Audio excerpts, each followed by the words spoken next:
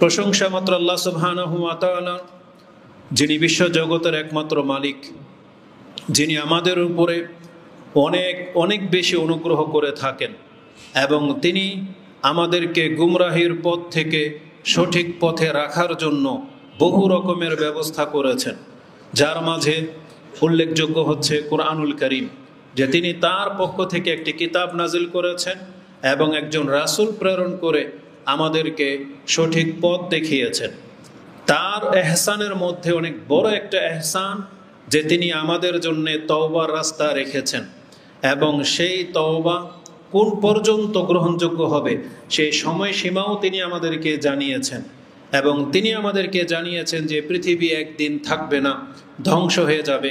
কবে সেটা ধ্বংস হবে তার আগে বহু আলামত তিনি সৃষ্টি করে রেখেছেন এবং সেগুলো কি তাও তিনি আমাদেরকে জানিয়েছেন, যাতে করে সেগুলো দেখে আমরা ঈমানকে তাজা করতে পারি এবং এগুলো দেখে যেন আমরা পরকালমুখী হতে পারি। আমরা আল্লাহ সুবহানাহু ওয়া তাআলার প্রশংসা করি, যিনি আমাদের জন্য এই ব্যবস্থা রেখেছেন। আমরা বলি আলহামদুলিল্লাহ। সালাতু ওয়াস সালাম প্রিয় নবী মুহাম্মদুর রাসূলুল্লাহ সাল্লাল্লাহু আলাইহি ওয়াসাল্লামের প্রতি, যিনি সত্য সহকারে পৃথিবীতে আগমন করেছেন। তিনি সত্য নবী ছিলেন। তার বাস্তব প্রমাণ যেমন কোরআন, তেমনি এই ভবিষ্যতে চলমান যে বিষয়গুলো ঘটে যাচ্ছে এবং তার রেখে যাওয়া ভবিষ্যৎ বাণীগুলোর সাথে যখন আপনি মিল পাবেন, তখন আপনার ঈমানকে আরও দৃঢ় করতে হবে যে আমাদের সর্বশেষ রাসূল যিনি হয়ে এসেছেন তিনি যে সত্য, তার কথা যে সত্য এবং এগুলো আল্লাহর ওহী মারফত তিনি বলতেন, এগুলোর উপরে আপনার পরিপূর্ণ ঈমানকে বাড়াতে হবে। ওই নাস্তিকদের কথায় যারা গুমরা বাতিল ফেরকা আহলে কোরআন নামে রয়েছে, তাদের কথায় আপনি ধোঁকা খাবেন না, বরং তাদের হেদায়েতের জন্য দোয়া করবেন আর আল্লাহর কাছে আশ্রয় চাইবেন এদের গুমরাহির মধ্যে যেন আমি আর আপনি না পড়ি। আল্লাহ যেন আমাদেরকে হেফাজত করেন, আমিন। তা আগামী দিনগুলোতে এই পৃথিবী বা শেষ হওয়ার সময় যত বেশি কাছাকাছি চলে আসবে, এই পৃথিবীতে বহু ব্যাপক কিছু ঘটবে এবং পরিবর্তন আপনি লক্ষ্য করতে পারবেন। এই সম্পর্কে বহু বর্ণনা আপনি কোরআন হাদিসে পাবেন। ইতিপূর্বে এই মর্মে আমরা প্রায় 13টা বক্তব্য করেছি যে কিয়ামতের কাছাকাছি সময় এই পৃথিবীতে কী রকমের বিপর্যয় আসতে পারে। তার মধ্যে একটা উল্লেখযোগ্য বিষয় হচ্ছে ফিতনা। কারণ রাসূল বলেছেন পৃথিবীতে ব্যাপক ফিতনা ছেয়ে যাবে। এই ফিতনা নিয়ে আমরা 8টা বক্তব্য করেছি। তার মাঝে উল্লেখযোগ্য সবচেয়ে বড় ফিতনা যেটা মুসলিমদের মাঝে আসবে, রাসূল বলেছেন সেটা হচ্ছে আমল কমে যাওয়া। মুসলিম হওয়া সত্ত্বেও সে ইসলামের উপরে আমল করবে না, বরং তার ফরজ ইবাদত পর্যন্ত সে ছেড়ে দিচ্ছে। এটা তার ইঙ্গিত বহন করে যে পৃথিবী একেবারে তার শেষ পর্যায়ে চলে আসছে। রাসূলুল্লাহ সাল্লাল্লাহু আলাইহি ওয়াসাল্লামের বর্ণনা মতে এই পৃথিবীতে মুসলিমদের উপরে যে ফিতনা আসবে সেটা হচ্ছে আমল কমে যাওয়া। এক পর্যায়ে যে এলেম আল্লাহর পক্ষ থেকে নাজিল করা হয়েছিল সেই এলেম পর্যন্ত পৃথিবী থেকে উঠে যাবে। এটা হচ্ছে তার থেকে বড় কঠিন বিষয়, কেননা এলেম যার কাছে থাকবে সে কিছু না কিছু আমল করে, কিন্তু যার কাছে এলমই নাই তার কাছে কোনো কল্যাণকর আমল বলে কিছু পাওয়া যাবে না। তো ওইটার চাইতে এটা বেশি গুরুত্বপূর্ণ যে আমল থাকবে না এবং এলম উঠে যাবে। তৃতীয় যেই ফিতনার কথা রাসূল বলেছেন সেটা ছিল মুসলিমরাই মুসলিমের দ্বারা সবচেয়ে বেশি ক্ষতিগ্রস্ত হবে। আমরা সেই বক্তব্য করেছি। আর মুসলিমদের দ্বারা মুসলিমদের সবচেয়ে বড় ক্ষতি হলো তার জানমালের ক্ষতি। মুসলিমের মাল অর্থ সম্পত্তি বাজেভাবে গ্রহণ করে এবং মুসলিমরাই মুসলিমদেরকে হত্যা করতেছে।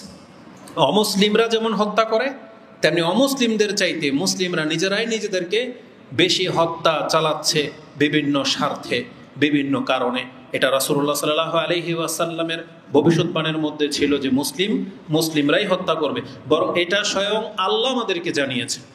রাসূলুল্লাহ সাল্লাল্লাহু আলাইহি ওয়াসাল্লাম 3টা জিনিসের দোয়া করেছিলেন যে আল্লাহ আমার উম্মতকে আপনি নূহ আলাইহিস সালামের জাতির মতো পাপের কারণে ডুবিয়ে ধ্বংস করবেন না। আল্লাহ বলছেন আমি মেনে নিলাম।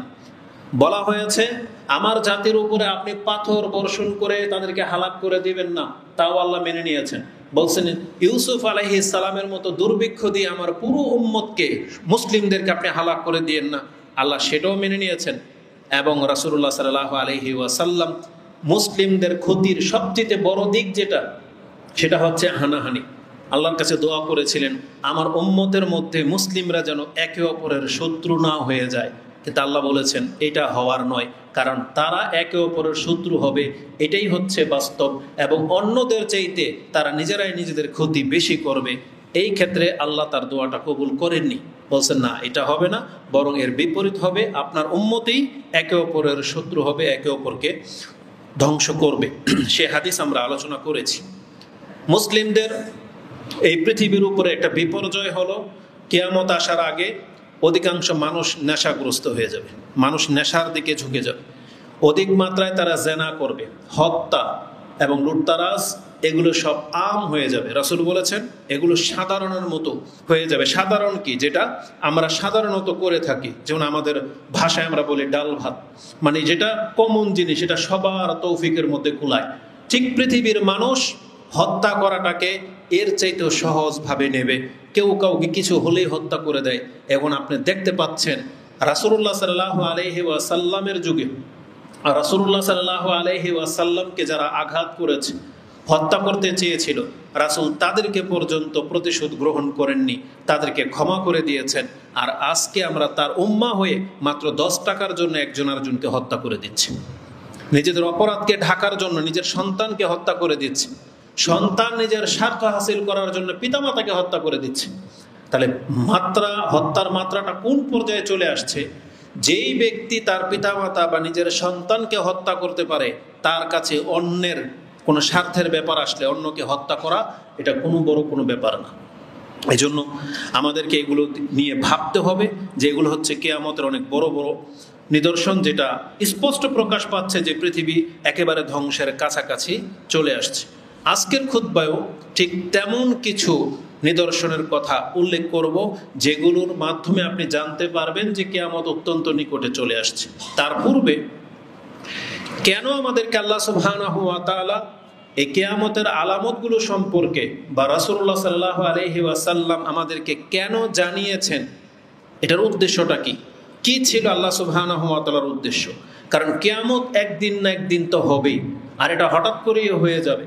তার আগে আল্লাহ সুবহানাহু ওয়া তাআলা এই ব্যবস্থা রেখেছেন, যেগুলো দেখে মানুষ বুঝতে পারবে যে কিয়ামতের দিনটা কবে। কেন? সে উদ্দেশ্যটা হচ্ছে আজকের খুতবার অনেক মুখ্য একটা বিষয়। কেননা দিন যত যাচ্ছে আমাদের সাথে একে অপরের সাক্ষাৎ হয়তো তত কমে যাচ্ছে বা কমে যাবে। পরবর্তী খুতবায় আবার এসে মিম্বরে দাঁড়াতে পারবো কিনা, আপনারা এসে খুতবা পাবেন কিনা, এর কোনো গ্যারান্টি নেই। যে কোনো সময় যে কেউ মরতে পারে, বিপর্যয় ঘটতে পারে। এজন্য এই জিনিসটা আজকে এটা আপনার কাছে তুলে ধরে রাখি, যাতে করে আপনি চিন্তাশীল হন। সেটা হচ্ছে আল্লাহ সুবহানাহু ওয়া তাআলা মূলত উদ্দেশ্য করেছিলেন যে কেউ তো আছে যে রাসূলুল্লাহ সাল্লাল্লাহু আলাইহি ওয়াসাল্লামের এই সংবাদগুলোকে বাস্তবায়ন হতে দেখে তার ঈমান তাজা হয়ে যাবে। হতে পারে সে পাপ ছেড়ে দেবে, হতে পারে সে তওবা করবে। এটা ছিল আল্লাহ সুবহানাহু ওয়া তাআলার উদ্দেশ্য। যেমন এই মর্মে একটা স্পষ্ট আয়াত আমি আপনার কাছে পেশ করি, কিয়ামত সংক্রান্ত রিলেটেড, সূরা মুহাম্মদের মধ্যে রয়েছে। সূরা মুহাম্মদের 18 নম্বর আয়াতে আপনি পেয়ে যাবেন আল্লাহ সুবহানাহু ওয়া তাআলা বলছেন, ফাহাল ইয়ানজুরুন, তারা কি অপেক্ষা করতেছে ওই দিনের, কেবলমাত্র কিয়ামতের, ইল্লা সাআতা আন তা'তিয়াহুম বাগতাতান। আল্লাহ বলেছেন যে কিয়ামত যখন হঠাৎ করে চলে আসবে, এই পৃথিবীর মানুষ কি সেই দিনের অপেক্ষায় আছে যে যেই দিন কিয়ামতটা হঠাৎ করে শুরু হয়ে যাবে, আর সেই দিন তার হুঁশ ফিরবে, আর তখন সে ভালো কাজ করতে চাইবে, তখন সে তওবা করতে চাইবে। এখানে বাগতাতান শব্দটা রয়েছে, তার মানে আল্লাহ নিজেই বলছেন এই কিয়ামত হঠাৎ করে আসবে। যদিও আমরা জানি যে কিয়ামত হঠাৎ করে আসবে না। কেন? কারণ তার আগে ঈসা আলাইহিস সালাম আসবেন, ইয়াজুজ মাজুজ আসবে, দাজ্জাল আসবে, তারপরে পৃথিবীতে অনেক বেশি শান্তি শৃঙ্খলা হবে, আবার বিপর্যয় ঘটবে, আবার সৎ লোকেরা মারা যাবে। এইভাবে ঈসা আলাইহিস সালাম 7 বছর থাকবেন, তারপরে গিয়ে কিয়ামত হবে। তার মানে তো হঠাৎ করে না, এগুলো তো আমাদের জানা। কিন্তু আল্লাহ যে বলেছেন হঠাৎ করে, তার মানে হলো এটার একটা বাস্তব ঘটনা আমি আপনাদেরকে বলি। মানুষের নির্বুদ্ধিতা বা মানুষের উদ্যত্ততা আপনি দেখতে পাবেন নেটে। কিছু জায়গায় আগুন লাগে, যেগুলো কেমিক্যাল বা যেটা ব্লাস্ট হয়, এরকম কিছু জায়গায় যখন আগুন লাগে, কিছু মানুষ কৌতূহলবশত সেখানেই দাঁড়িয়ে থাকে, ভিডিও করে, ক্যামেরা করে দেখে যে পরিস্থিতি কি ঘটতেছে, এগুলো দেখি। কিন্তু ওইটার মাথায় ওর কাজ করে না। যদি এটা ব্লাস্ট হয়, ফুটে, তাহলে কি অস্তিত্ব হবে, যেটা চিটাগাংয়ের একটা ঘটনায় দেখা গেছে। এক লোক ভিডিও করতেছে সেখানে দাঁড়িয়ে, আর সেগুলো যখন ভাস্ট হয়েছে পুরো এরিয়াটা জ্বলে ছারখার হয়ে গেছে। তা আমাদের অবস্থা হচ্ছে এরকমই। আজকে আমরা অধিকাংশ মুসলিম যারা জুমার খুতবায় মসজিদে আসি, এই কথাগুলো শুধু তারা জানে, কিন্তু বাহিরে যারা আছে, যারা মিটিং মিছিলে রাস্তাঘাটে আছে, যাদের এই খুতবাগুলো যাদের কান পর্যন্ত যায় না, যাদের সাথে কোরআন হাদিসের কোনো সম্পর্ক নাই, ধর্মীয় কোনো কিছু সম্পর্ক নাই, আপনি ওকে জিজ্ঞেস করেন, ও কিয়ামত সম্পর্কে কোনো কিছুই খবর রাখেন। বরং ওর মন্তব্য হবে কিয়ামত হবে হবে হবে, একদিন তো হবেই কিয়ামত, এইভাবে ওর ভাষা থাকবে। কিন্তু কবে, কেন, কি করতে হবে, ওর কোনো মাথা ব্যথা নাই। তাহলে আজকে আমরা যারা এখানে উপস্থিত আছি, তারা শুধু এই বিষয়গুলো জানি যে হ্যাঁ এগুলো হাদিসে আছে, কিন্তু এই আমাদের মতো লোকগুলো কিন্তু কিয়ামতের সময় থাকবে না। এই পৃথিবীটা এমন একটা পর্যায়ে চলে আসবে, এই কথাগুলো বলার মতো লোক থাকবে না, এই কথাগুলো শোনার মতো লোক থাকবে না। কারণ তারা শুধু দুনিয়া নিয়ে ব্যস্ত থাকবে, আর ধর্মকর্ম বলে কিছু থাকবে না। আর ওই সময়টাই এমন একটা পরিস্থিতি ঘটবে যে এই যেগুলো চোখের সামনে, ঈসা আলাইহিস সালাম আসবে, দাজ্জাল আসবে, সবকিছু ধ্বংস হয়ে যাবে, একটা পর্যায়ে এই সৎলোকগুলো যখন সরে যাবে, পৃথিবীতে এমন একজন ব্যক্তি থাকবে না যে এগুলো নিয়ে চর্চা করবে। তখন মানুষ তার ব্রেন থেকে, স্মৃতি থেকে এগুলো সব গায়েব হয়ে যাবে, তারা ভাববে না কোনো কিছু নিয়ে। আর তখনই হঠাৎ করে যখন কিয়ামত চলে আসবে বা পূর্ব দিক থেকে সূর্য উঠে যাবে, ওই মুহূর্তগুলোর মধ্যে মানুষ সব থেকে নিজেকে নিয়ে ব্যস্ত থাকবে, মানে দুনিয়া নিয়ে ব্যস্ত থাকবে। রাসূলুল্লাহ সাল্লাল্লাহু আলাইহি ওয়াসাল্লাম সেই বর্ণনাগুলো কি বলেছেন, যে একজন কাপড় বিক্রেতা কাপড় খুলে দিয়ে কাস্টমারকে দেখাবে, সে সেটাকে ফোল্ডিং করার সময় পাবে না। একজন কৃষক তার গরুগুলোকে খাবার দেওয়ার জন্য তার চারির মধ্যে সে খাদ্য বলতে থাকবে, ওই মুহূর্তে শুনবে সে পশ্চিম দিকে কিয়ামত হয়ে গেছে। একজন কৃষক তার ফসল উঠিয়ে নিয়ে আসার কাটার আগেই সে শুনবে যে কিয়ামত হয়ে গেছে বা পশ্চিম দিকে সূর্য উঠে গেছে। আর ওটাই কিয়ামতের সবচেয়ে বড় নিদর্শন বলা হয়েছে। তারপর আর তওবা গ্রহণযোগ্য হবে না। তারপরে কতদিন পৃথিবী বাকি থাকবে হালাক হওয়ার জন্য সেটা আল্লাহ ভালো জানে। তবে সূর্য পূর্ব দিক পশ্চিম দিক থেকে উঠে গেলে বলা হয়েছে যে আর তওবার রাস্তা বাকি থাকবে না। তাহলে আমরা সেটাকে সর্বশেষ আলামত হিসেবে ধরতে পারি। যদিও হাদিসের বর্ণনার মধ্যে কিছু ইখতিলাফ দেখা যাচ্ছে যে না, তারপরে আগুনের ব্যাপার আসবে বা পশু কথা বলবে, এগুলো কোনটার পরে এটা নিয়ে অনেক দ্বিমত আছে। তো আলা কুল্লি হাল, আল্লাহ সুবহানাহু ওয়া তাআলা আমাদেরকে বলেছেন তারা কি সেই দিনের অপেক্ষায় আছে যখন কিয়ামতটা হঠাৎ করে চলে আসবে আর তারা তার পরপরই ঈমান নিয়ে আসার চেষ্টা করবে? আল্লাহ সুবহানাহু ওয়া তাআলা বলেন এটা যে হওয়ার না, তখন তিনি বলেছেন ফাকাদে জাআ আশরাতুহা, বরং কিয়ামতের বহু নিদর্শন তো ইতিমধ্যে প্রকাশ ঘটেই গেছে। এটা হলো আজকের আলোচনার আমাদের মূল বিষয়। কিন্তু এই মুহূর্তের যে উদ্দেশ্য নিয়ে বক্তব্যটা করতেছি, এটার অংশটা এখন শুরু। আল্লাহ বলেছেন ফাআন্না লাহুম ইযা জাআতহুম যিকরাহুম, তখন কি ফায়দা হবে যখন তারা উপদেশ গ্রহণ করবে, কিয়ামত যখন শুরু হয়ে যাবে। মানে আলামত যখন সর্বশেষ পশ্চিম দিক থেকে সূর্য উঠে গেল, ধরেন পশু কথা বলতেছে, এটা সবার কাছে প্রকাশ পেয়ে গেল, পূর্ব দিক থেকে উত্তর দিক থেকে আগুন বেরিয়ে গেল, ধেয়ে নিয়ে যাচ্ছে, তখন আল্লাহ বলতেছেন ফাআন্না লাহুম যিকরাহুম, তাদের এই উপদেশ গ্রহণ করা তাদের কি কাজে আসবে। তার মানে আল্লাহ সুবহানাহু ওয়া তাআলা বলতে চাচ্ছেন যেই দিন কিয়ামতের সর্বশেষ ঘন্টাটা বেজে যাবে, তখন পৃথিবীর মানুষ আল্লাহর প্রতি ঈমান আনবে এবং ভালো কাজ করতে চাইবে, কিন্তু আল্লাহ বলেছেন তাদের আর কোনো কাজে আসবে না। তাহলে এই যে কথাটা আল্লাহ যে বলেছেন ফাআন্না লাহুম ইযা জাআতহুম যিকরাহুম, কিয়ামতের সেই নিদর্শন চলে আসলে তাদের উপদেশ গ্রহণ করার কি কাজে আসবে। তার মানে আল্লাহ চাচ্ছেন তার আগেই যেন আমরা উপদেশ গ্রহণ করে নিই।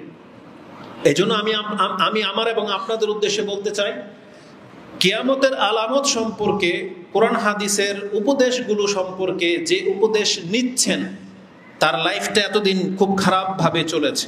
সালাত পড়তেন না, হারাম খেতেন, হারাম রিলেশনের সাথে ছিলেন, কিন্তু বক্তব্যের মাধ্যমে, কোরআন হাদিসের মাধ্যমে আপনি নিজেকে পরিবর্তন করে নিলেন, দাঁড়িয়ে রেখে নিলেন, টাকনার উপরে প্যান্ট উঠে নিলেন।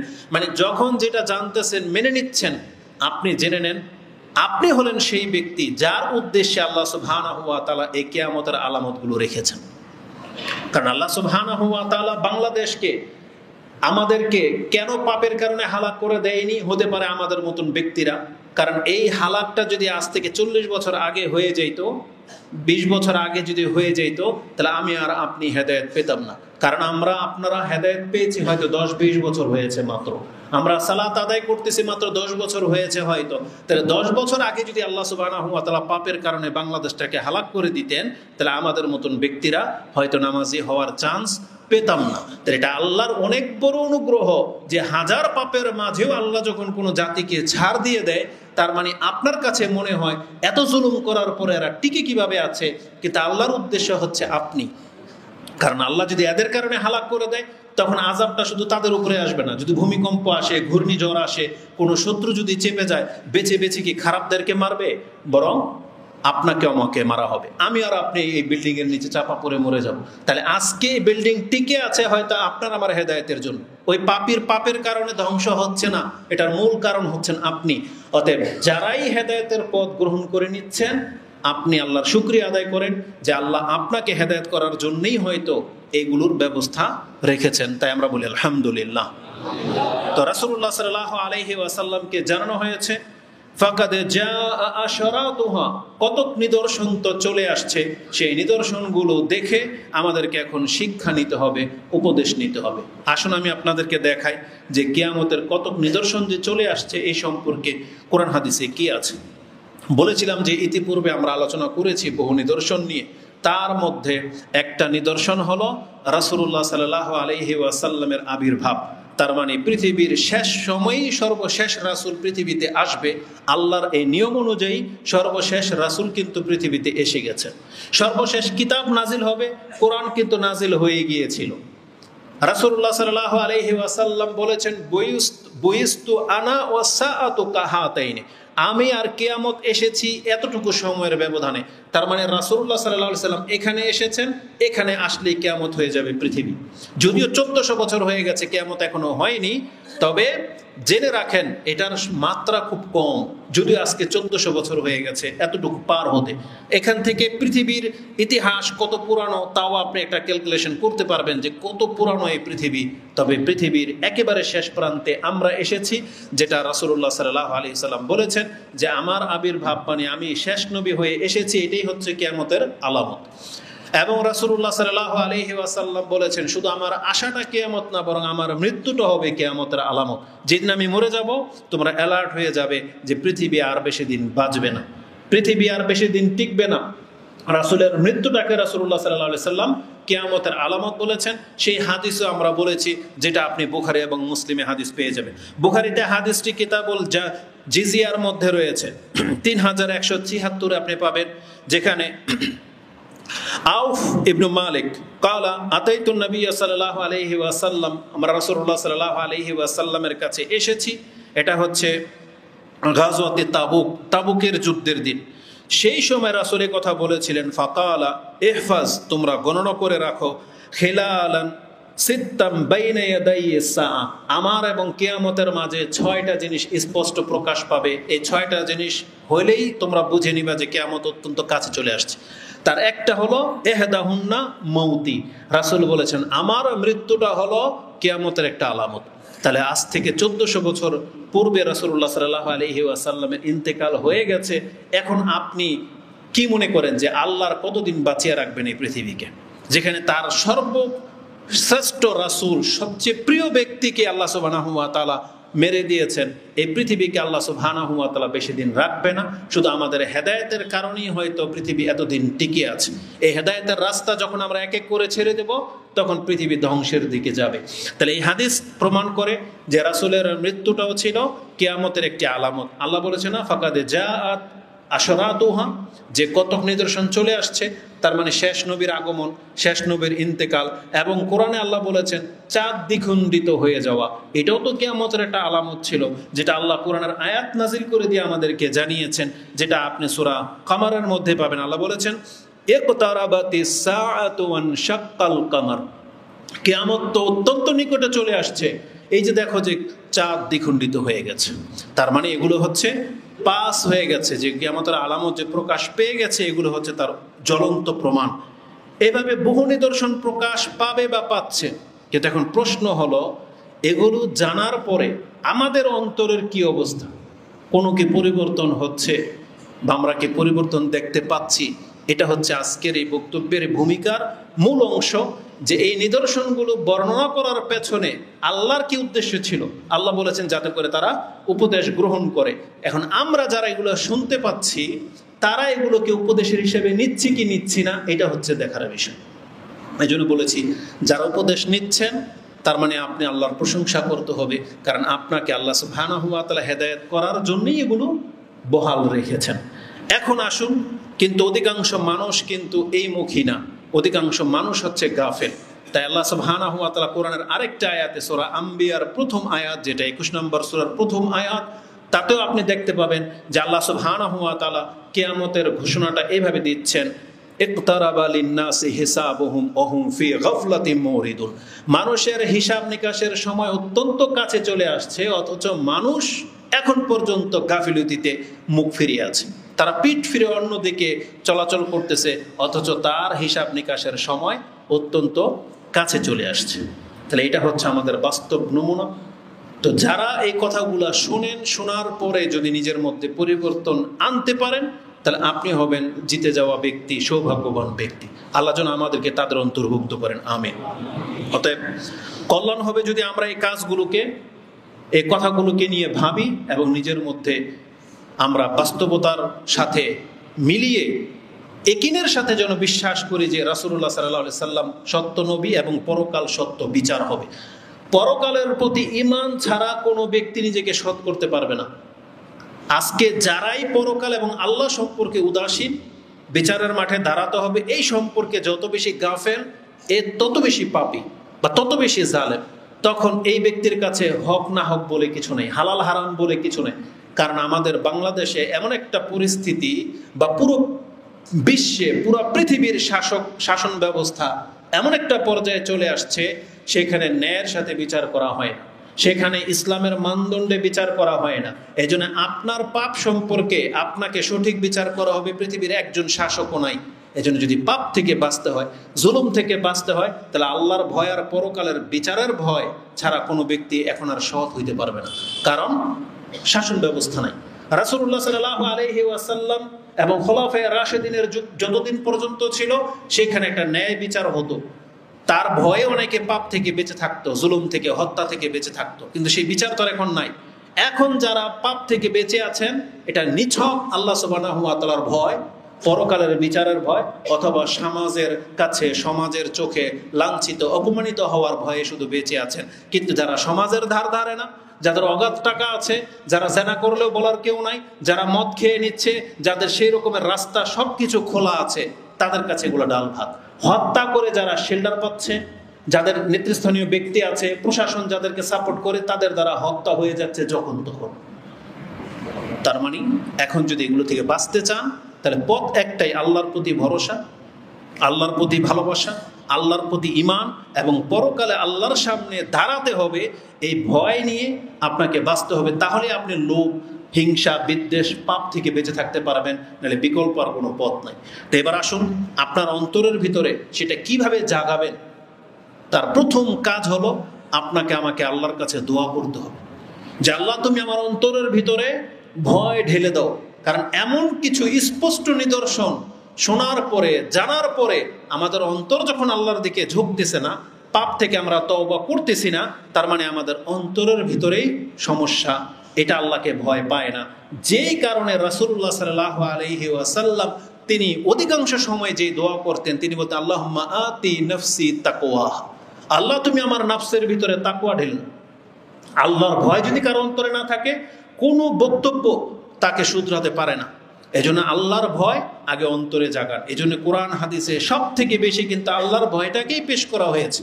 এটা ইসলামের প্রথম যুগের দাওয়াত, এবং এটাই হচ্ছে ইসলামের সর্বশেষ দাওয়াত, এবং রাসূলুল্লাহ সাল্লাল্লাহু আলাইহি ওয়াসাল্লামের জবান থেকে বের হওয়া সর্বশেষ উপদেশ। রাসূলুল্লাহ সাল্লাল্লাহু আলাইহি ওয়াসাল্লাম ইন্তেকালের সময় তো প্রথম এই কথাটাই বলেছিলেন, ইত্তাকিল্লাহ, আসসালাত আসসালাত ইত্তাকিল্লাহ ফিমা মালাকাত আইমানুকুম, তোমরা আল্লাহকে ভয় করো দাস দাসীর ক্ষেত্রে। তো এই যে আল্লাহকে ভয় করো, এটা ছিল রাসূলুল্লাহ সাল্লাল্লাহু আলাইহি ওয়াসাল্লামের সর্বশেষ নসিহা। কারণ এটা ছাড়া কোনো ব্যক্তি সঠিক পথ পাবে না। এটা ছাড়া কোনো ব্যক্তি থেকে আপনি সেফ না। তা সে আপনার সাথে দুর্নীতি করবে, সে লুটতারাজ মিথ্যা বলবে, জুলুম করবে, যার মধ্যে আল্লাহর ভয় নাই। এজন্য আল্লাহর ভয়টা বেশি জরুরি। এজন্য আপনাকে আমাকে নিজে থেকে দোয়া করতে হবে, আল্লাহুম্মা আতি নুফুসি নাফসি তাকওয়াহা। আর আমরা বলবো আল্লাহুম্মা আতি নুফুসানা তাকওয়াহা, আল্লাহ আমাদের প্রত্যেকের অন্তরের ভিতরে আল্লাহ তুমি ভয় ঢেলে দাও। ওয়াজাক্কিহা আনতা খায়রু মান যাক্কাহা, আল্লাহ তুমি আমাদের অন্তরগুলোকে পবিত্র করে দাও, নিশ্চয়ই তুমি উত্তম পবিত্রকারী। এজন্য আল্লাহর কাছে দোয়া করতে হবে। এই হাদিসটি আপনি মুসলিমে দোয়ার অধ্যায় পেয়ে যাবেন 6799। 6799-তে দোয়াটা আছে এবং দোয়ার মধ্যে অনেকগুলা ধাপ আছে। এই দোয়াটা, এই হাদিসটা প্রত্যেকে মুখস্থ করবেন। সেখানে আল্লাহর কাছে বহু কিছু থেকে আশ্রয় চাওয়া আছে। সেখানে অপারগতা, দুঃখ বেদনা, দুঃখ কষ্ট, দুশ্চিন্তা সবকিছু থেকে আশ্রয় চাওয়া আছে। যে রাসূলুল্লাহ সাল্লাল্লাহু আলাইহি ওয়াসাল্লাম তিনি আশ্রয় চাইতেন, আল্লাহুম্মা ইন্নী আউযু বিকা মিন হাম্মি ওয়াল হুজন ওয়াল আজজি ওয়াল কাসাল ওয়াল জুবনি ওয়াল বুখল ওয়া গালাবাতিদ দাইন ওয়া কাহালির রিজাল। এই কথাগুলো সেখানে আছে যে আল্লাহ আমি অপারগতা থেকে, অন্যের প্রভাবিত হওয়া থেকে, অন্যকে ভয় পাওয়া থেকে, কাপুরুষতা থেকে, বিপদ আপদ, দুশ্চিন্তা সব কিছু থেকে আশ্রয় চাওয়ার কথা আছে। এই হাদিসটা মুখস্থ করে নেবেন। যে হাদিসে অন্তরের রোগের কথাও আল্লাহ সুবহানাহু ওয়া তাআলা উল্লেখ করেছেন, যেটা আপনি 6799-তে পেয়ে যাবেন। তার মানে আজকের বক্তব্যের মূল বিষয় হচ্ছে অন্তর। আপনাকে অন্তরচক্ষু দিয়ে রাসূলুল্লাহ সাল্লাল্লাহু আলাইহি ওয়াসাল্লামের এই বাণীগুলো কোরআন হাদিসকে মিলাতে হবে এবং প্রেক্ষাপটের সাথে যদি মিলে যায় তাহলে আপনাকে আমাকে দেরি করা মোটেও উচিত না, এখনই তওবা করে আল্লাহর রাস্তা ধরে নেওয়া উচিত। এবার আসুন আমি আপনাকে রাসূলুল্লাহ সাল্লাল্লাহু আলাইহি ওয়াসাল্লামের আরও কিছু নিদর্শনের কথা বলি, যে তিনি যে ভবিষ্যৎবাণীগুলো করেছেন এগুলো বাস্তবতার সাথে কতটা মিলে যাচ্ছে। আজকের খুতবার এটাই হলো শুরু। সেটা হচ্ছে রাসূলুল্লাহ সাল্লাল্লাহু আলাইহি ওয়াসাল্লাম বলেছেন, তোমরা যারা জ্ঞানী আছো, কিয়ামত কবে হবে জানতে চাও, তাহলে একটা পৃথিবীর দৃষ্টান্ত তোমাদেরকে বলে দিই। সেটা হলো যখন সবাই ধনী হয়ে যাবে। কিয়ামতের একটা লক্ষণ হলো পৃথিবীর অধিকাংশ মানুষ তারা মালামাল হয়ে যাবে, তারা ধন সম্পদশালী হয়ে যাবে, তারা অভাবী থাকবে না। রাসূল সাল্লাল্লাহু বলেছেন তাদের অধিকাংশরাই হচ্ছে পয়সা সম্পত্তির মালিক হয়ে যাবে। এটা হচ্ছে কিয়ামতের একটা আলামত। কারণ একটা সময় ছিল পৃথিবীর হাতে গোনা কিছু মানুষ পয়সাওয়ালা ছিল, সচ্ছল ছিল, কিন্তু আপনি দেখতে পাচ্ছেন এগুলো প্রায় দেশের বিলিনিয়ার যাদেরকে বলা হয়, এদের সংখ্যা অনেক। এটা শুধু আজকে অস্ট্রেলিয়া, জার্মান, ফ্রান্স আর আমেরিকা না, সৌদি আরবের দুবাই, কাতার, কুয়েত সমস্ত রাষ্ট্রের অধিকাংশ মানুষই পয়সাওয়ালা এবং বাংলার জমিনেরও বহু মানুষ আজকে পয়সাওয়ালা হয়ে যাচ্ছে। পৃথিবীতে গরিবের সংখ্যা দিন দিন কমে যাচ্ছে। এইটা হচ্ছে কিয়ামতের একটা লক্ষণ। রাসূলুল্লাহ সাল্লাল্লাহু আলাইহি ওয়াসাল্লাম বলেছেন, লা তাকুমুস সাআতু হাত্তা ইয়াকসুরা ফীকুমুল মাল। কিয়ামত যতদিন পর্যন্ত তোমাদের সম্পদের সংখ্যা বেড়ে না যাবে, আর শুধু বেড়ে যাবে, রাসূল বলেছেন ফায়াফিদ, সেটা উপচে পড়বে। তার মানে এত বেশি সম্পত্তি তার হয়ে যাবে, তার ব্যাংক ব্যালেন্স অনেক রিজার্ভ দেখা দেবে এবং সেটা সে বিভিন্ন কাজে ব্যবহার করবে, সেটা খরচ করার মতো জায়গা থাকবে না। আজকে পৃথিবীতে কত সম্পত্তির মানুষ মালিক হয়ে গেছে যে টিকটকার, সে রাস্তায় রাস্তায় মানুষকে জিজ্ঞেস করে আমাকে চিনো, আমার চ্যানেল সাবস্ক্রাইব করা আছে, যদি বলে হ্যাঁ, তাকে $100 দিয়ে দিচ্ছে, $1,000,000 দিয়ে দিচ্ছে, আইফোন দিয়ে দিচ্ছে। সে শুধু তাকে চিনে কিনা, তার কাছে কত টাকার মালিক সে তার পুরো গাড়ির ভিতরে ডলার নিয়ে ঘোরে এবং রাস্তাঘাটে যাকে তাকে জিজ্ঞেস করে সে ডলার দিয়ে দেয়। এটা কিসের আলামত? তার মানে সে অগাধ টাকার মালিক। এগুলো এগুলো তার ধান্দা, এগুলো তার ফেমাস হওয়া, এগুলো তার পয়সা ইনকামের একটা রাস্তা। কিন্তু তার কাছে এত অঢেল আছে বিদায় সে লুটায়। তা আজকে পৃথিবী ওই দিকে যাচ্ছে।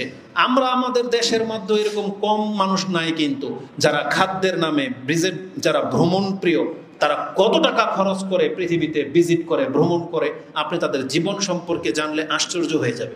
যদিও এখন পর্যন্ত আপনি আর আমি সেই টাকার ছোঁয়া পাইনি, কিন্তু রাসূলুল্লাহ সাল্লাল্লাহু আলাইহি ওয়াসাল্লামের ভবিষ্যৎবাণী মতে দুনিয়াবি যতজন ব্যক্তি আছে তারা দেখবেন সবাই পয়সাওয়ালা হয়ে যাচ্ছে। শুধু আপনি আর আমি তো যেহেতু ইসলাম পালন করি, হালালের উপরে টিকে আছেন বিদায় আপনি এখন পর্যন্ত সে নাগাল পাচ্ছেন না, কিন্তু পৃথিবী ওই দিকে যাচ্ছে। তো রাসূলুল্লাহ সাল্লাল্লাহু আলাইহি ওয়াসাল্লাম বলেছেন ফায়াফিদ, এই সম্পদ একবার উপচে পড়বে। প্রত্যেকটা রাষ্ট্র ধনী রাষ্ট্র হিসেবে প্রকাশ পাবে। এবং রাসূল কি বলেছেন, হাত্তা ইউহিম্মা রাব্বুল মাল, একজন অর্থ সম্পত্তিওয়ালা মালিক এই ব্যক্তি চিন্তায় পড়ে যাবে মাই আকবাল ও সাদাকাতা, যে আজকে আমি যে ধাকা দেব সাদাকা দেব এটাকে কে গ্রহণ করবে? আজকে আমরা আপনাদের কাছ থেকে সাদাকা চেয়ে বেড়াই মসজিদ মাদ্রাসা করার জন্য, আর এটাকে উপমা পেশ করা হয় হুজুরদের আর কাজ কি, তারা তো এই মানুষের কাছ থেকে নিয়ে খালি মসজিদ আর মাদ্রাসা করবে এটাই, তাই না? আর এই কাজটা যদি সে স্বেচ্ছায় করে দিত আমাদেরকে হাত পাতার প্রয়োজন ছিল? কোনো প্রয়োজন ছিল না। কিন্তু আপনার মতো নির্বুধ ব্যক্তি টাকা পয়সার মালিক হয়ে গেছেন, আপনি তো ক্লাব এটা সেটা পার্ক উমুক তুমুক সেগুলো তৈরি করেন। আপনি স্বেচ্ছায় যদি মসজিদ করে দিতেন তাহলে তো আমাদেরকে আর এইভাবে টেবিল বিছাতে হতো না। তো কথা হচ্ছে যে আজও পর্যন্ত এইসব কল্যাণকর কাজে মানুষ দান খয়রাত করে খুব কম, কারণ পয়সাওয়ালারা বিভিন্ন মাজার খানকা ওই সমস্ত জায়গাতে বেশি ব্যবহার করে। তো আলাকুলিহাল একজন ব্যক্তি তার সাদাকা নিয়ে ঘুরবে, সে আশঙ্কায় পড়ে যাবে যে আমার এই সাদাকা কে গ্রহণ করবে। আর তার বাস্তব উদাহরণ হচ্ছে ফেতরার দিন ঈদের আপনার 2.5 কেজি চাউল 3 কেজি চাউল, আপনি বিপাকে পড়ে যান যে আমার কাছ থেকে ঈদের দিন চাল কে নিবে? চালের এখন কদর নাই। ঈদের দিনে আপনি চাল দেন ফেতরা, অধিকাংশ মানুষ গ্রহণ করার মতো নাই। তার মানে তার কাছে এখন চাউলটা মানে সামান্য কিছু হয়ে গেছে, তাই না? এটা একটা দৃষ্টান্ত আপনি মনে রেখেন। তো রাসূল বলেছেন পৃথিবীতে সম্পদ বেড়ে যাবে। শুধু পৃথিবীতে সম্পদ বাড়বে না, এমন একটা এক্সাম্পল দেওয়া হয়েছে যে যাদের পায়ের নিচে জুতা ছিল না তারা আট্টালিকার বড়াই করবে, পয়সা ওই পর্যন্ত যাবে। রাসূলুল্লাহ সাল্লাল্লাহু আলাইহি ওয়াসাল্লাম থেকে আরেকটা বর্ণনা রয়েছে, ওমর ইবনুল খাত্তাব রাদিয়াল্লাহু তাআলা আনহু, হাদিসে জিবরিল, যেটা জিবরিল আলাইহিস সালাম রাসূলুল্লাহ সাল্লাল্লাহু আলাইহি ওয়াসাল্লামের সাথে এসে বসে জিজ্ঞেস করেছিলেন যে মাতাসসা বা আখবিরনি আনিসসা, আমাকে কিয়ামত সম্পর্কে বলেন। তখন রাসূল তাকে বলেছিলেন মাল মাসউল আনহা বিআলামা মিনাস সাইল, যিনি আমাকে প্রশ্ন করলো কিয়ামত কবে হবে এটা তার চাইতে প্রশ্নকারী বেশি জানে না। তার মানে যিনি প্রশ্ন করলেন তিনিই বেশি জানেন এই ক্ষেত্রে। কারণ কি, রাসূলুল্লাহ সাল্লাল্লাহু আলাইহি ওয়াসাল্লামের কাছে যত গায়েবের খবর আসছে তার অধিকাংশটাই হচ্ছে জিবরিল আলাইহিস সালামের মাধ্যমে। দুই একটা হয়তো আল্লাহ সুবহানাহু ওয়া তাআলা স্বপ্নে দেখিয়েছেন বা সরাসরি ইলহাম করেছেন, কিন্তু অধিকাংশ 90% ওহী এই জিবরিল আলাইহিস সালাম পৃথিবীতে বহন করে নিয়ে এসেছিলেন। কিছু আছে অন্যান্য ফেরেশতারা এনেছেন। তাহলে এই জন্যই বলেছেন যিনি আমাকে প্রশ্ন করলেন কিয়ামত কবে হবে এটা তার চাইতে তো আমি বেশি জানি না। এভাবে তিনি কথাটাকে মানে পাস করে দিলেন। তারপর তিনি বললেন তাহলে ঠিক আছে আমাকে কিছু নিদর্শন বলেন, কিয়ামত কখন হবে এটা কি করে বোঝা যাবে, এমন কোন নিদর্শন আছে? তখন রাসূলুল্লাহ সাল্লাল্লাহু আলাইহি ওয়াসাল্লাম বলেছেন ফাআখবিরনি আন আমারাতিহা ক্বালা আন তালিদাল আমাতু রাব্বাতাহা, কিয়ামতের একটা অনেক বড় নিদর্শন হলো দাসী তারা মুনিবকে জন্ম দিবে। এটার বাস্তবতা যে কি হতে পারে এখন পর্যন্ত পৃথিবীতে প্রকাশ পায় নাই, যদিও বহু ঘটনাকে কেন্দ্র করে আলেমরা বলতেছে এই যে দাসীর সাথে খাদ্দামার সাথে যারা যে সমস্ত সৌদিয়ানরা আরবরা খারাপ কাজ করে প্রেগনেন্ট হয়ে যায়, ওদের বাচ্চাগুলোই আবার পরে মালিক হয়ে যাচ্ছে, এটা হইতে পারে। কিন্তু রাসূলুল্লাহ সাল্লাল্লাহু আলাইহি ওয়াসাল্লাম যখন কোনো ভবিষ্যৎবাণী করেছেন এটা পানির মতো স্পষ্ট হয়ে যাবে, ওই সময় এখন পর্যন্ত আসেনি। তাই এই জন্য এখান থেকে আমি স্কিপ করতেছি যে সেটা কি এখন পর্যন্ত আমাদের জানা নাই। কিন্তু তার পরেরগুলো দেখেন, ওয়ান তারাল হুফারাতা আল ওরাতা আল আলাতা, তুমি দেখতে পাবে যারা ছিল উলঙ্গ, যারা ছিল খালি পায়ে, তারা আলাতা, তারা উপরের স্তরে চলে আসবে। মানে যারা একেবারে নিঃস্ব ছিল তারা পৃথিবীর টপ লেভেলের মানুষ হয়ে যাবে। এবং তাদের আরেকটা কি, রিয়া আশাই, এবং বলা হয়েছে যারা বকরি চড়াতো এমন রাখালেরা ইয়াতাতাওয়ালুনা ফিল বুনিয়ান, তারা বড় বড় আট্টালিকার বিনা মানে বড় বড় আট্টালিকার প্রতিযোগিতায় লিপ্ত হয়ে যাবে। অথচ তাদের গুণ কি ছিল, ইতিপূর্বে তারা ছিল রাখাল, তাদের আর্থিক ইনকাম শুধু বকরি চড়ানো ছাড়া আর কিছু ছিল না, কিন্তু এত টাকা পয়সার মালিক তারা হয়ে যাবে যে এক রাখাল আরেক রাখালের উপরে তারা কি করবে, প্রতিযোগিতা লিপ্ত হবে যে কার বিল্ডিংটা কত বড় হবে। আপনি যদি ইতিহাস জানেন, রাসূলুল্লাহ সাল্লাল্লাহু আলাইহি ওয়াসাল্লামের যুগ থেকে দুবাইও রাখালির ইনকাম ছিল, তাদের বকরি উট চড়ানো। সৌদি আরবের ইনকাম এটাই ছিল, কারণ তখন তার তেল বেরোয়নি। তার আগের তাদের মৌলিক কাজ কি ছিল, যেমন আমাদের বাংলাদেশের মৌলিক কাজ কি, কৃষি। ঠিক সৌদি আরবের মৌলিক কাজ ছিল এই গরু ছাগল পালা, মানে উট বকরি পালা, এটাই ছিল। স্বয়ং রাসূলুল্লাহ সাল্লাল্লাহু আলাইহি ওয়াসাল্লামও কিছু দিরহামের বিনিময়ে তাকেও কিছু কাল বা কিছু সময় বকরি তাকে চড়াতে হয়েছিল। এটা আল্লাহ সুবহানাহু ওয়া তাআলার বিশেষ একটা হিকমা ছিল।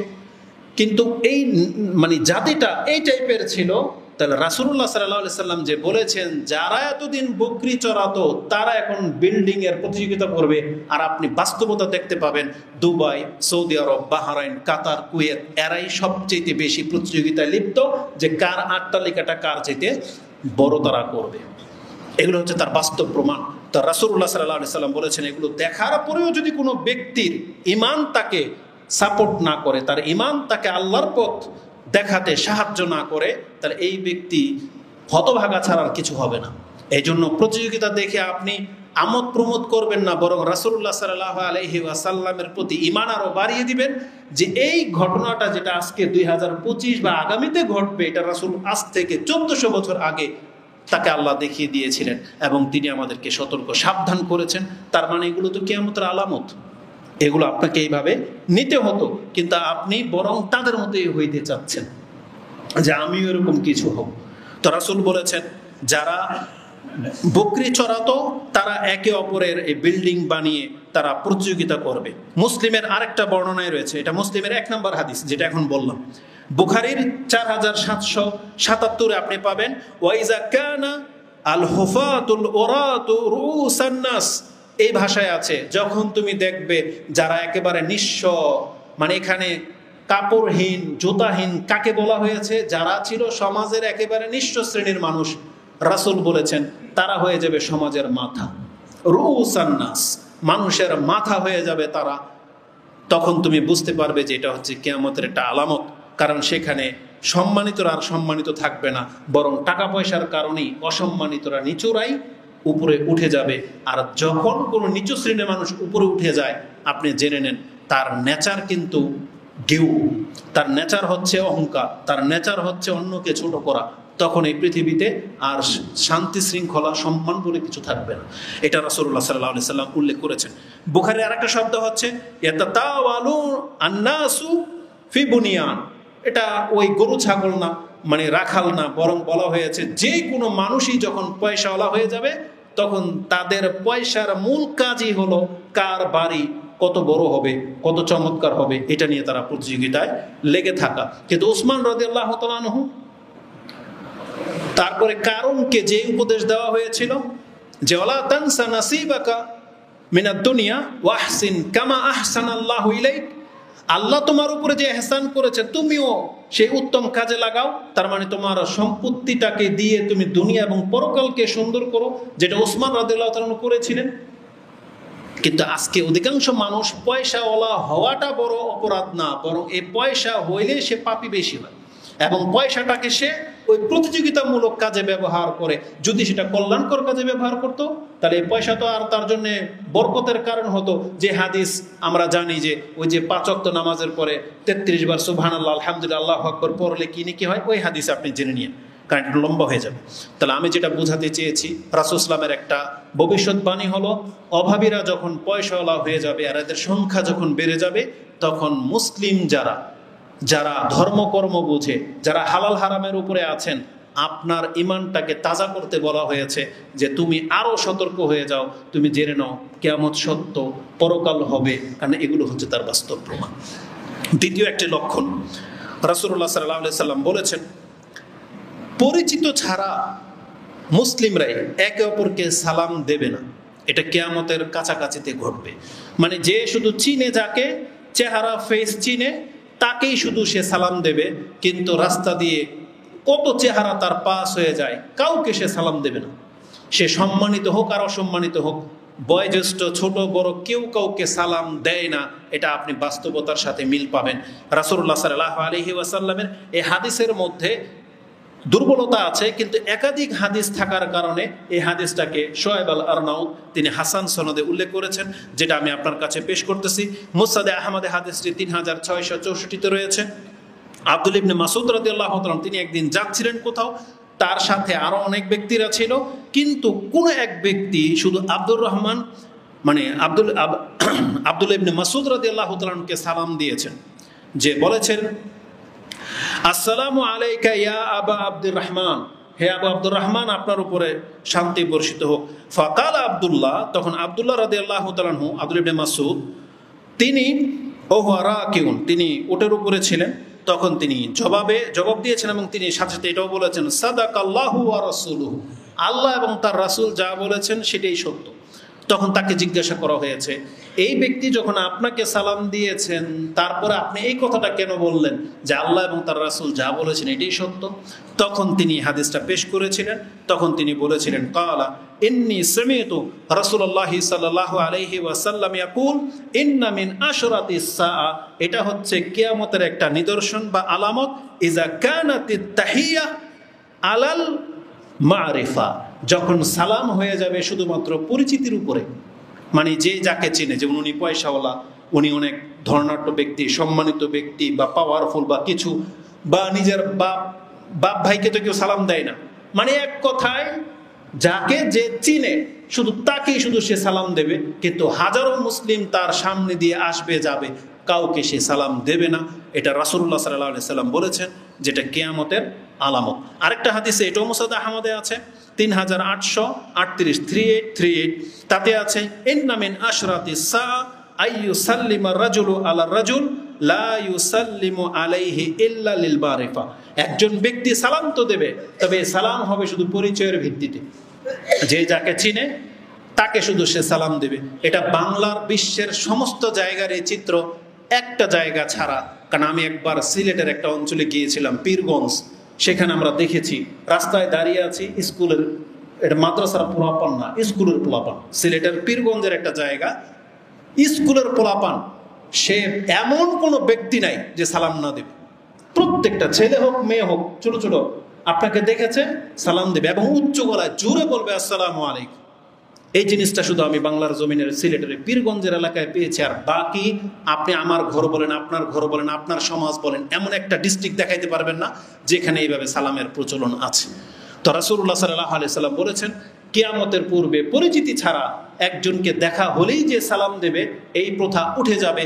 অথচ আপনাকে কিন্তু ইসলাম শিক্ষা দিয়েছে, ইসলামের সবচেয়ে বড় সৌন্দর্যতাই কিন্তু এটা যে একে অপরকে খাওয়াবে, একে অপরকে সালাম দেবে, সে চিনুক আর নাই চিনুক। আর হাদিস বুখারীতে আছে, রাসূলুল্লাহ সাল্লাল্লাহু আলাইহি ওয়াসাল্লাম তিনি বলেছেন, একজন ব্যক্তি বলছেন আন্না রাজুলান সাআলান নবী সাল্লাল্লাহু আলাইহি ওয়াসাল্লাম আইয়ুল ইসলামে খায়র, ইসলামের কোন জিনিসটা সবচেয়ে উত্তম, মানে আমি যে ইসলামের কোন আদবটা নিজের মধ্যে নিব যেটা সবচেয়ে উত্তম আমল হিসেবে গণ্য হবে। তখন ইসলামের আদব সম্পর্কে রাসূল বলেছেন তুতিমুত তাআম, ইসলামের সবচেয়ে বড় সৌন্দর্যতা আদব হলো একজন আরেকজনকে খাওয়াবে। তুতিমুত তাআম, খাদ্য খাওয়ানো, এটা ইসলামের অনেক বড় একটা সৌন্দর্যতা। ওয়া তাকরাউস সালাম আলা মান আরাফতা ওয়া মান লাম তারিফ, এবং সালামের প্রচলন ঘটানো, তুমি তাকে চিনো আর নাই বা চিনো, এটা হচ্ছে ইসলামের সবচেয়ে বড় সৌন্দর্যতা। তার মানে একজন ব্যক্তি মুসলিম, সে অপর মুসলিমকে দেখা মাত্রই সালাম দেবে, এটাই হচ্ছে ইসলামের আদব। কিন্তু সেই আদব আমরা অধিকাংশ মুসলিমরা ইসলাম থেকে নেইনি। এই হাদিস ইমাম বুখারী রাহিমাহুল্লাহ তিনি তার কিতাবুল ফিতনার অধ্যায়ে 12 নম্বরে এনেছেন, যে ফিতনা যেটা, যে মুসলিমকে সালাম দেবে না শুধু পরিচিতি ছাড়া, তাহলে এটা একটা ফিতনা, যেটা কিয়ামতের একটা আলামত। রাসূলুল্লাহ সাল্লাল্লাহু আলাইহি ওয়াসাল্লাম থেকে আরেকটা ভবিষ্যৎবাণী আমি আপনার কাছে জানিয়ে দিই, সেটা হচ্ছে স্বজনপ্রীতি বা স্বার্থপরতা। রাসূল বলেছেন কিয়ামতের পূর্বে পৃথিবীতে স্বজনপ্রীতি এত বেড়ে যাবে, দলীয়করণ, স্বার্থপরতা এত বেড়ে যাবে, তোমরা যখন দেখতে পাবে বুঝে নিবা কিয়ামত বেশি দিন বাকি নাই, সেটা অত্যন্ত কাছে চলে আসছে। এটা আব্দুল্লাহ ইবনে মাসউদ রাদিয়াল্লাহু তাআলা তিনি বলেন, আন্না রাসূলুল্লাহ সাল্লাল্লাহু আলাইহি ওয়াসাল্লাম আনিন নবী সাল্লাল্লাহু আলাইহি ওয়াসাল্লাম ক্বালা ইন্নাকুম সাতারাউনা বাদি আসারাতান, খুব শীঘ্রই তোমরা আমার পরে স্বজনপ্রীতি দেখতে পাবে, স্বার্থপরতা দেখতে পাবে। আসারাতান তার মানে যে যাকে চিনে, স্বার্থের যার সাথে স্বার্থ আছে তাকে প্রাধান্য দেওয়া হবে, এটার সম্প্রীতি বেড়ে যাবে। ওয়া উমুরান তুনকিরুনাহা, আর এমন কিছু ঘটবে পৃথিবীতে শাসকদের দ্বারা, নেতৃস্থানীয় ব্যক্তিদের দ্বারা, যেটা তোমরা পছন্দ করবে না। তুনকিরুনাহা, তোমরা এটাকে ঘৃণা করবে। তখন এই পরিস্থিতি যখন হবে, সাহাবায়ে কেরাম বলতেছেন কালু ফামা তা'মুরুনা ইয়া রাসূলুল্লাহ, এমন পরিস্থিতি যদি আমাদের সময় ঘটে আমরা কি করব? তখন রাসূল বলেছেন, কালা আদ্দু ইলাইহিম হাক্কাহুম ওয়াসালুল্লাহ আল্লাযী লাকুম। নেতৃস্থানীয় ব্যক্তি বা দায়িত্বশীল ব্যক্তি যদি তোমার হকের ক্ষেত্রে জুলুম করে, তোমাকে প্রাধান্য না দেয়, তোমাকে মূল্যায়ন না করে, তাহলে তোমার করণীয় হলো তার কাছ থেকে নেতৃত্ব ছিনিয়ে নেওয়া না, তার যেটা হক তুমি দিয়ে দাও। যেমন নেতৃস্থানীয় ব্যক্তিদেরকে সম্মান করা, এটা তাদের হক, সে যত বড় খারাপ ব্যক্তি হোক না কেন, সে স্বৈরাচার ধরেন কিন্তু মুসলিম, তাহলে তাকে সালাম দেওয়া, সে আসলে তাকে রেসপেক্ট করা, এটা তার হক। রাসূল বলেছেন তাকে তার হকটা দিয়ে দাও। আর তোমার হক কি? তোমার হক ছিল যে তোমাকে সে ন্যায্য বিচার দেবে, তোমার যে রাষ্ট্রীয় অধিকার আছে সেটা তোমাকে দিবে, তোমার পারিশ্রমিক দিবে, তোমাকে সম্মানিত করবে। এখন রাষ্ট্রের নায়করা দিবে না আপনাকে, আপনি যেহেতু তার দলের না, দিল না আপনাকে। আপনি বিচারে গেছেন, আপনাকে পাত্তা দিল না পুলিশ অফিসার, ডিফেন্সের কেউ আপনাকে খোঁজ খবর রাখলো না। রাসূল কি বলেছেন? তুমি এখন বিদ্রোহ করবে না, বরং সালুল্লাহ আল্লাযী লাকুম, তোমার যে হক, তোমার যে প্রাপ্যটা, সম্মানটা ছিল, এটা তুমি আল্লাহর কাছে চেয়ে নাও। তার মানে তারপরও মুসলিমদেরকে বলা হয় নাই তুমি এটার লিগে সংগ্রাম করবে, তুমি তাদের বিট্রে করবে, তুমি রাষ্ট্রের খেলাফ চলে যাবে, এটা বলা হয় নাই। রাষ্ট্রের নায়ক যদি জালেমও হয়, তারপরে বলা হয়েছে তোমার বহু অধিকার সে লঙ্ঘন করবে। গ্যাস যাবে তাদের দলের লোকের দিকে, পেনশন পাবে তারা, ভাতা পাবে তারা, তোমার কোনো খোঁজখবর রাখা হবে না। তুমি তার বিট্রে করো না, বরং তুমি তার নিয়ম অনুযায়ী তার হকটাকে পুরো করে দাও। তোমার যেটা হক তুমি সেটা আল্লাহর কাছে চেয়ে। কত বড় কথা বলেছেন! এটা করলে একটা দেশের শৃঙ্খলা বজায় থাকবে। হ্যাঁ, আমি আর আপনি লাঞ্ছিত হব, অনেক ঘাটতি থাকবে, কিন্তু এই শৃঙ্খলা বজায় থাকবে, এটার বেনিফিট অন্যরা পাবে, এবং কিয়ামতের মাঠে আমি আমার ধৈর্যের পরীক্ষার কারণে আল্লাহর কাছে সম্মানিত হতে পারবো। কারণ রাসূল বলেছেন তোমরা ধৈর্য ধারণ করো, ইসবিরু হাত্তা তালকাউনা ইলাল হাউদ, আমার সাথে হাউজে কাউসারের মিলিত হতে চাইলে তুমি ধৈর্য ধারণ করো। তার মানে ইসলামের উপরে কায়েম থাকো, তুমি অন্যের হক নষ্ট করবে না, তোমার হক নষ্ট করবে সেটা কিয়ামতের মাঠে বুঝতে পারবে। তাহলে আজকে মুসলিমরা, আমরা যারা দিন শিখতেছি, তারা যদি এগুলো না গ্রহণ করি, আমরাও যদি রাস্তায় নেমে যাই, আমরাও যদি বিট্রে করি, তাহলে এই ভোগান্তি, এই মেম্বরে বলেছিলাম যখন এই যে রাষ্ট্রের মধ্যে বিশৃঙ্খলা শুরু হয়েছিল, তখন এই মেম্বরে বলেছিলাম এটা কোনো হক পথ হতে পারে না। তখন আমাদেরকে অনেকে গালাগালি করেছে, মেরেই দিবে, এমনও ধমকি দিয়েছে, রাজনীতি পেঁচাল পারবেন না, বা আপনারা নির্বোধ, বোঝেন না, ওই সরকারের দালাল, বহু কিছু বলেছেন। এই ফিতনা কিন্তু থামেনি, বরং দিন দিন বাড়তেছে। রাষ্ট্র কোন দিকে যাচ্ছে এগুলোর জিম্মেদার আপনারা, দায়ী হচ্ছেন আপনারা। কারণ যারা এই ধরনের এই নোংরা গণতন্ত্রের সাথে লিপ্ত আর তাদের সাথে আতাত করে চলেন, আপনারা প্রত্যেকটা ব্যক্তি হচ্ছেন এই দেশকে ফাসাদের মধ্যে ডুবিয়ে দেওয়া ব্যক্তি। আপনি প্রকাশ্য মনে করতেছেন যে আপনি কোনো কিছু করেন নাই, বরং আপনার সাপোর্ট, আপনার এই তাদের সাথে অংশ নেওয়া, এটা অনেক বড় ফাসাদ, যেটা ইসলামকে নষ্ট করে দিচ্ছে। এই জন্য এখনো সময় আছে, কোরআন হাদিসের দিকে ফিরে আসেন এবং রাসূল সাল্লাল্লাহু আলাইহি ওয়াসাল্লামের যে দিক নির্দেশনা সেটাকে মেনে নেন। আমাদের কথা মানতে বলতেছি না, রাসূল বলেছেন তুমি তোমার হক তোমার রবের কাছ থেকে নাও, তারা তোমার হক দিলে দেখ, না দিলে না দেখ, কিন্তু একজন মুসলিম যেইভাবে থাকা উচিত, একজন মুসলিমকে সেইভাবে থাকতে হবে, আল্লাহর দিনকে পালন করতে হবে। এটা আমাদেরকে দিক নির্দেশনা দিয়ে দেওয়া হয়েছে। এই হাদিস বুখারীতে রয়েছে ৭০-৫২-তে পাবেন, তিরমিজিতে হাদিসটি ২১৮৯তে রয়েছে। আর একটা ইঙ্গিত দিয়ে দিই যে কিয়ামতের আলামতের, যে আপনার ঈমান তাজা হয়ে যাবে। রাসূল বলেছেন কিয়ামতের আলামত হলো বাজার, মার্কেট, এটা হাতের নাগালে চলে আসবে। এটা অত্যন্ত হাতের, ঘরে ঘরে ঢুকে যাবে বাজার। আজকে দেখেন নেটের মাধ্যমে, নেট অনলাইন বিজনেস যারা করে তারা ঘর থেকেই বিজনেস খুলে বসে আছে, বরং আপনার বিল্ডিংয়ের নিচেই দোকান, আপনার বিল্ডিংয়ের নিচেই বাজার। রাসূলুল্লাহ সাল্লাল্লাহু আলাইহি ওয়াসাল্লাম বলেছেন বাজার অত্যন্ত হাতের নিকটে চলে আসবে, এটা যে কিয়ামতের আলামত।